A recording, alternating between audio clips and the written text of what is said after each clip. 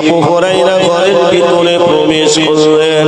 আম্মা জান বলেছিলেন, বাবা ছেলে বলো তুমি মুহাম্মাদের সঙ্গ ছাড়বে কিনা? ওই সময় বলেছে, মা আমার অন্তরে যে নবীর মহব্বত তৈরি হয়ে গিয়েছে, আমি আবু হুরায়রা ছাড়তে পারবো না মা। আমি আপনাকে বড় প্যার করি, মহব্বত করি, কিন্তু আমি আমার নবীকে মহব্বত ছাড়তে পারবো না। কেননা আমার নবীর ওসিলায় আল্লাহ পাক সব কিছু সৃষ্টি করেছেন। ওই সময় আবু হুরায়রার মা বলেছিলেন, এ বাবা আবু হুরায়রা, তোমার আমার ঘরে আর তোমার স্থান নয়।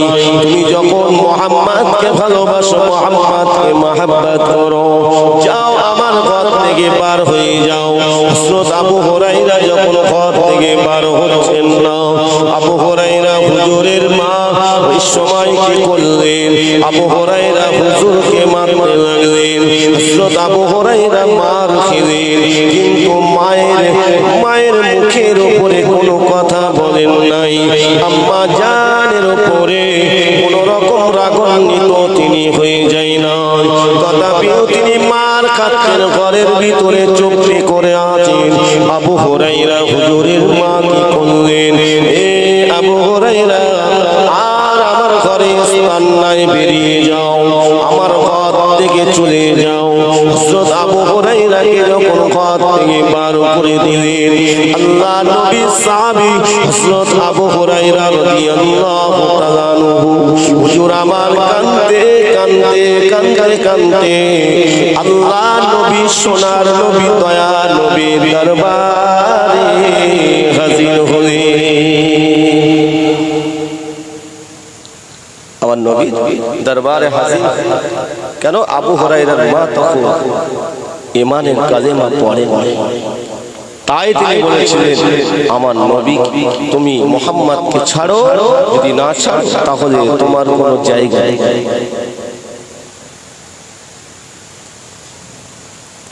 হযরত আবু হুরায়রা রাদিয়াল্লাহু তাআলা হুজুর আমার ছুটে ছুটে আমার নবীর কাছে আসলেন।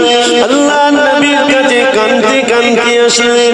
আল্লাহ নবী বলেছিলেন, বাবা আবু হুরায়রা, তুমি তো এই মাত্র আমার কাছ থেকে বিদায় হয়ে চলে গেলে, হঠাৎ করে তুমি ছুটে ছুটে আসছো, আর তোমার চোখে পানি কি হয়েছে? কি সমস্যায় তুমি পড়েছো বলো? ইয়া রাসূলুল্লাহ, ইয়া হাবিবাল্লাহ, হুজুর আমার মা আমাকে মেরেছে, এই জন্য আমি কাঁদছি। আবু হুরায়রা, তোমার মা তোমাকে মেরেছে, তাই তুমি কাঁদছো, তাই তুমি ছুটে এসে আমি রাসূল আমার কাছে বিচার দিতে এসেছো, তোমার মায়ের বিচার দিতে এসেছো? আমি রাসূলুল্লাহ পৃথিবীর জমিনে কোন পিতা মাতার বিচার করার জন্য আসি না। জোরে বলুন সুবহানাল্লাহ। আবু হুরায়রা বলেছিলেন, ইয়া রাসূলুল্লাহ, ইয়া হাবিবাল্লাহ, হুজুর বেয়াদবি মাফ করুন। হুজুর আমি আবু হুরায়রা আমার মায়ের বিচার দেওয়ার জন্য আপনার দরবারে আসি নাই। ইয়া রাসূলুল্লাহ, ইয়া হাবিবাল্লাহ, আমি আবু হুরায়রা এসেছি এই জন্য, আমার মা আমাকে মেরেছে, আমার মামাকে কম মেরেছে, আমি আবু হুরায়রা তাতে খুশি, আমি তাতে সন্তুষ্ট। হুজুর আমার মায়ের বিচার আমি দিতে আসি না, তবে ইয়া রাসূলুল্লাহ, হাবিবাল্লাহ, হুজুর আপনি আমার মায়ের জন্য একটু দোয়া করুন। আমার মা এখন ঈমানের কালেমা পড়েন না, আমার মা মুশরিকদের দলভুক্ত হয়ে আছে। হুজুর আপনি যদি দোয়া করেন, আপনি যদি দোয়া করেন, আমার আল্লাহ পাক চাইলে আমার আম্মা জানকে আমার আল্লাহ হিদায়াত দান করবেন।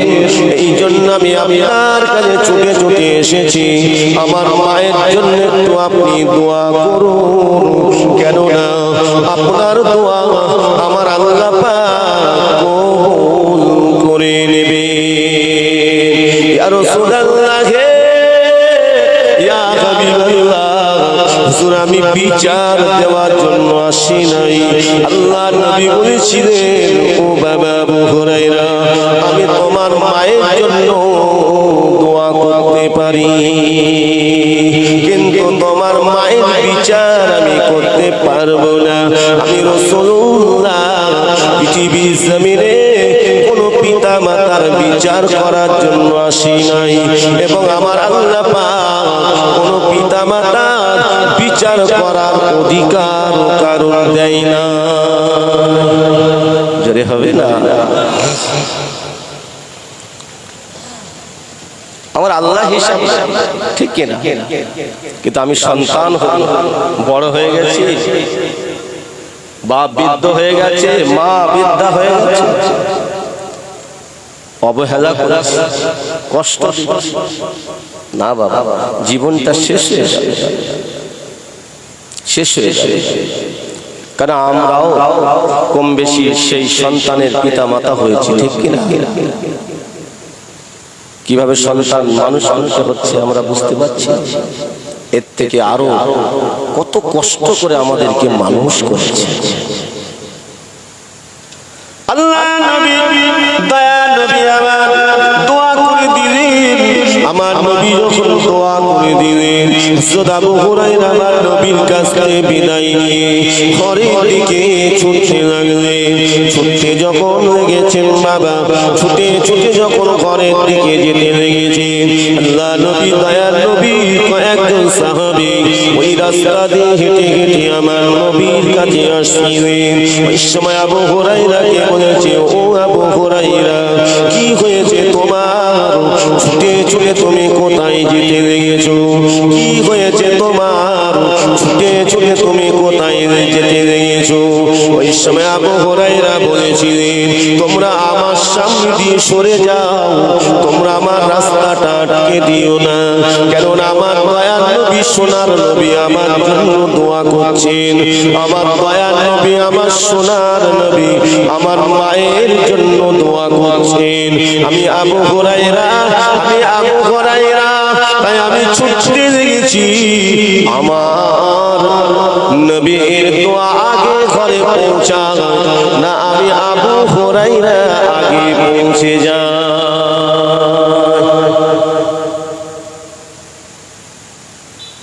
আল্লাহ পাক আমার আপনার নবী কি নবী করেছেন?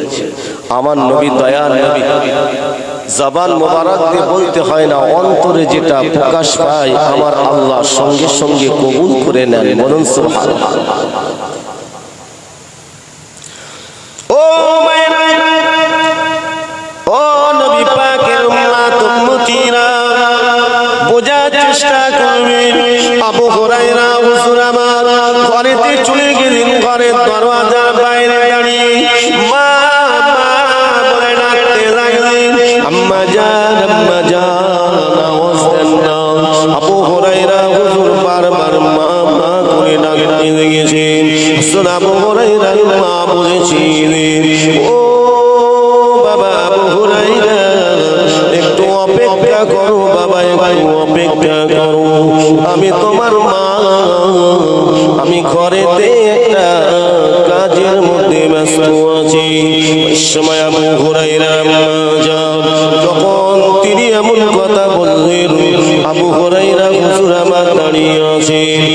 আবু হুরায়রা বুঝতে পেরে গিয়েছেন আমার আম্মা জান, আমার জনম দুঃখিনী মাকে আমার আল্লাহ হেদায়াত নসিব করে দিয়েছে, কেননা আমার নবীর দোয়া আমার আল্লাহ পাক কবুল করে নিয়েছেন।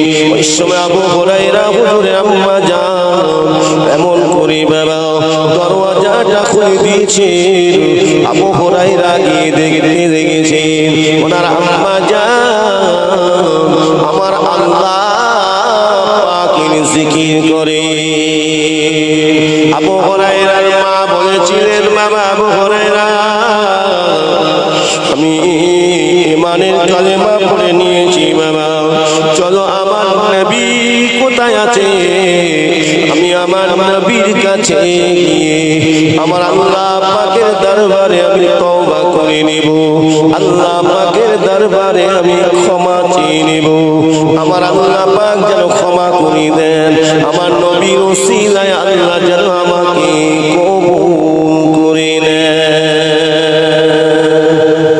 বলবো আম্মা জানের সম্মান, আব্বা জানের সম্মান কে দিয়েছে? আমার আল্লাহ দিয়েছে। তারপরে আল্লাহ পাক জানিয়ে দিলেন ওয়াকফিদ লাহুমা জানাহাল যুল্লি মিনার রাহমা ওয়া কুর রাব্বি রহমহুমা কামা রাব্বায়ানি সগীরা রাব্বি রহমহুমা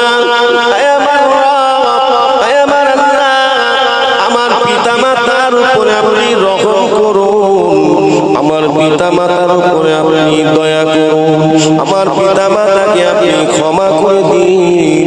আমার আল্লাহ পাকের দরবারে আমি যখন এই দোয়াটা চাইব, রব্বির হামহুমা, হে আমার রব, হে আমার আল্লাহ, আপনি আমার পিতামাতার উপরে রহম করুন, কামা রব্বায়ানি সগীরা, যখন আমি ছোট ছিলাম, মাসুম ছিলাম, সেদিন যদি আমার আব্বা আমার উপরে দয়ার নজরে যদি না তাকাতেন, আমাকে যদি সেইভাবে লালিত পালিত না করতেন, আজ আমি এত বড় হতে পারতাম না, আজকে আমি এত অর্থশালী হতে পারতাম না, আজ আমি এত কিছু অর্জন করতে পারতাম না।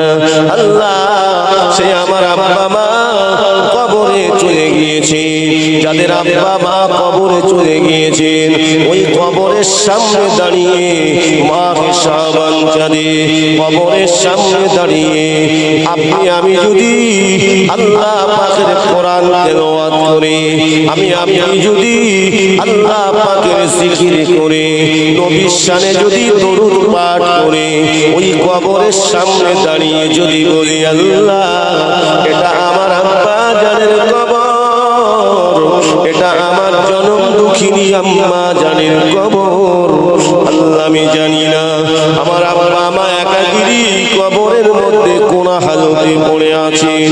ও আমার আল্লাহ, যদি আমার আব্বা মায়ের কবরে আযাব হয়, আমি সন্তান হয়ে কিভাবে সইব? আল্লাহ, আল্লাহ, আপনি আমার আব্বা মায়ের আযাবকে মাফ করে দিন, আমার আব্বা মায়ের কবরটাকে জান্নাতের গোলাপ ফুলের বাগান বানিয়ে দিন। এ মুসলমান ঘরের ছেলেরা, যুবকেরা, এ নবী পাকের উম্মতিরা, যদি কিনা আমি আপনি সেই কবরের সামনে দাঁড়িয়ে যদি জিয়ারত করি, আল্লাহ পাক চাইলে পিতামাতা প্রিয়জন কবরবাসীদের কবরের আযাব মাফ করে দেবে। আমার আল্লাহ ক্ষমা করে দেবে। আর আপনার আমার কি উপকার হবে? কবর জিয়ারত করলে আপনার আমার ভিতরে মৃত্যুর কথা স্মরণ হবে। কেন? যে এই কবরে আমার আব্বা মা শুয়ে আছেন, একদিন তানারা জীবিত ছিলেন, ঠিক কিনা বলে? জীবিত ছিল, তানারা সংসার করেছেন, আমি যেমন সংসার করেছি, তানারা কাজ কারবার করেছেন, আমি যেমন করেছি, ছেলে পেলে মানুষ করেছে, আমি যেমন করেছি। আল্লাহ, তা আমাকেও তো এই কবরে যেতে হবে।